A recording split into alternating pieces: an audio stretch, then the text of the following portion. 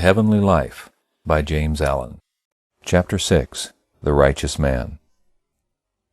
The righteous man is invincible.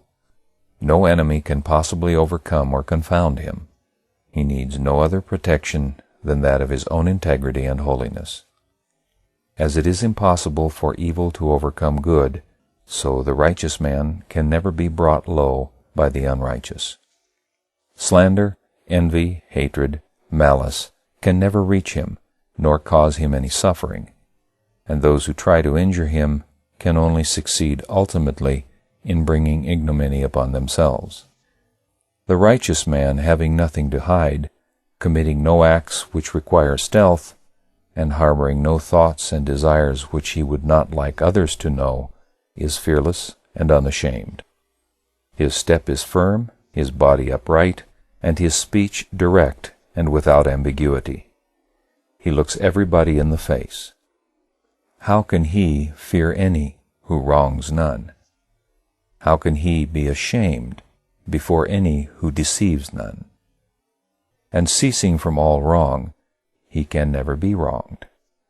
Ceasing from all deceit, he can never be deceived. The righteous man, performing all his duties with scrupulous diligence and living above sin, is invulnerable at every point. He who has slain the inward enemies of virtue can never be brought low by any outward enemy. Neither does he need to seek any protection against them, righteousness being an all-sufficient protection. The unrighteous man is vulnerable at almost every point, living in his passions, the slave of prejudices, impulses, and ill-formed opinions. He is continually suffering, as he imagines, at the hands of others. The slanders, attacks, and accusations of others cause him great suffering because they have a basis of truth in himself, and not having the protection of righteousness, he endeavors to justify and protect himself by resorting to retaliation and specious argument, and even to subterfuge and deceit. The partially righteous man is vulnerable at all those points where he falls short of righteousness, and should the righteous man fall from his righteousness and give way to one sin, his invincibility is gone, for he has thereby placed himself where attack and accusation can justly reach and injure him, because he has first injured himself. If a man suffers or is injured through the instrumentality of others, let him look to himself, and, putting aside self-pity and self-defense, he will find in his own heart the source of all his woe.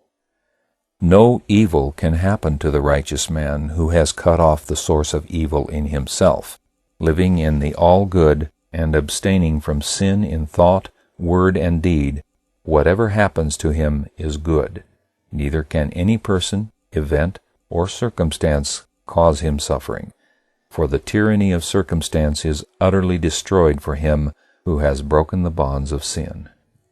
The suffering, the sorrowing, the weary, and broken-hearted ever seek a sorrowless refuge, a haven of perpetual peace. Let such fly to the refuge of the righteous life. Let them come now and enter the haven of the sinless state, for sorrow cannot overtake the righteous.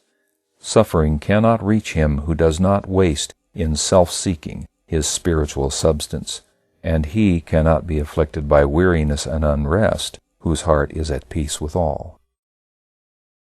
End of chapter 6.